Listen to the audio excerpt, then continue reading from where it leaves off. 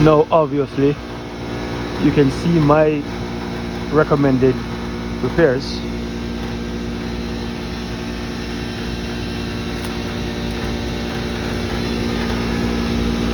And the compressor is running on its own right now. It's staying online.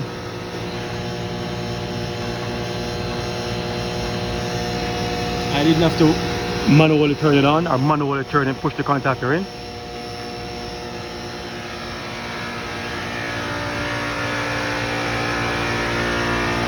So you can see what I'm doing right now. This is my diagnostic, my solution.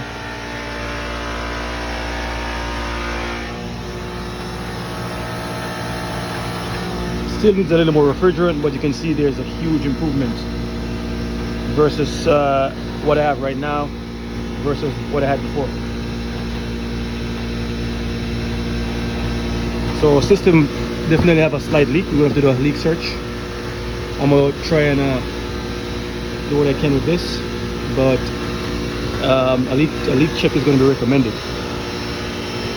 Yeah, baby.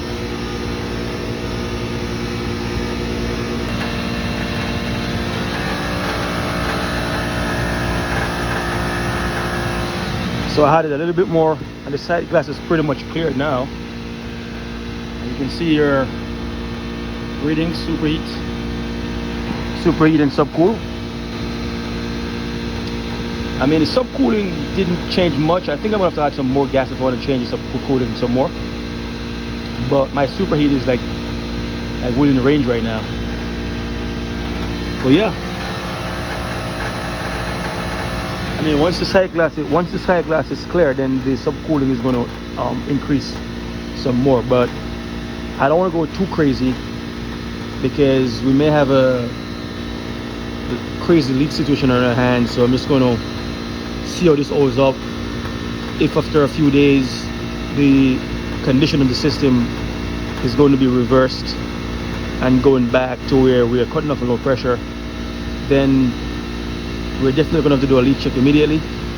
I'm gonna go around the system, spray some of this Big Blue around my connections, my joints, particularly rotor locks on the compressor. I just cycled off. Okay, that's compressor. Yeah, they're both cycled off, but we have no errors. We are good, baby. Stay free. No alarms. No alarms. Yeah. That's it.